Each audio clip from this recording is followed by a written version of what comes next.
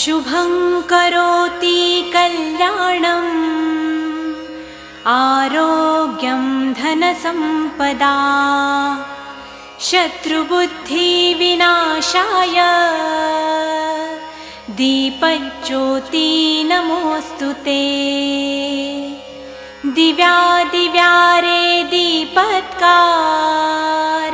कानी कुण्डलमोतिहार दिव्याला पाहून नमस्कार